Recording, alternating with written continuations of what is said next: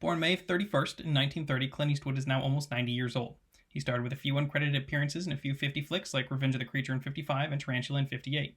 Clint found his breakthrough with Rawhide in 59 before running off to Italy for a series of now famous spaghetti westerns. With no formal acting training until later in his established career, Clint's method could be described as minimalistic. He seems to rely more on his physical presence and play-pretend approach than technical or traditional acting methods. While the gruffly quiet and vaguely expressive demeanor on set made sense for the beginning of his career, especially with the rapid change in film technology, he seemed to carry his manufactured masculine American action everyman attitude into each preceding role he took, cementing that eye-squinting, teeth-gritting, deadpan delivery as acting. For the most part, outside of the singing cowboys, it's easy to see a pattern in choice roles for Mr. Eastwood. He tends to gravitate towards the all-American, historically themed underdog hero roles, and Lord knows he plays them well.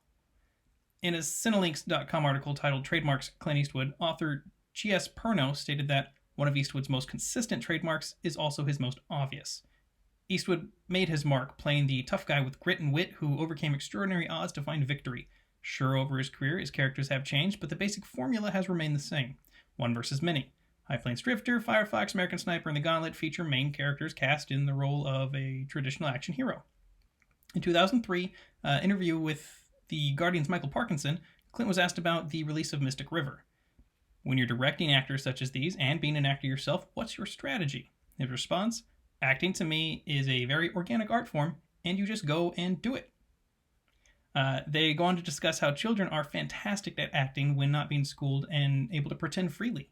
Michael Parkinson asks, but how do you get back to that natural state when you become an actor? The natural state being, of course, the realm pretending without restrictions as a child does. Clint responded with, I just joined acting classes and acted stupid. We would have acting classes where you do inhibition relieving exercises or whatever they were, where you play chickens walking across the floor. How the hell do you play a chicken? I don't know, but you tried all kinds of things like that. There's really no way to teach you how to act, but there is a way to teach you how to teach yourself to act. That's kind of what it is. Once you learn the little tricks that work for you, pretty soon you find yourself doing that, and everyone has their little tricks. In the same interview, Eastwood goes rather in depth about his desires to be a director and how he'd stay on set as long as possible or meander to the editing rooms during his expansive career starting with Rawhide.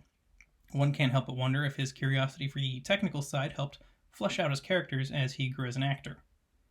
In a phone interview for filmcomment.com about the upcoming then-titled Million Dollar Baby, interviewer Amy Taubin states that Clint sounded a lot younger than his character Frankie and asked how much character work went into that role. His answer, naturally I'd take the voice for what I feel the guy is like, and it takes you over completely. When I started out, we used to sit around and talk about performances and contextualize, but at some point you realize you have to play on an organic level. And once you get past the nervousness about technique and the fact that these lines are written for a different character, you realize that you have to bring it from within. It's an organic art form. Not that that means actors aren't intelligent, that's not the case at all, but you have to be willing to do the work within to give an effective performance. She had also asked about his process. How do you go about finding the character like Frankie? You don't live on the periphery, as you said. You've never had to make that kind of choice he eventually has to make in the film. How do you do that as an actor? Do you have a sense that you're reaching into yourself? Clint responded with, the process is one that you use all the time. It's just that the obstacles and objectives differ each time.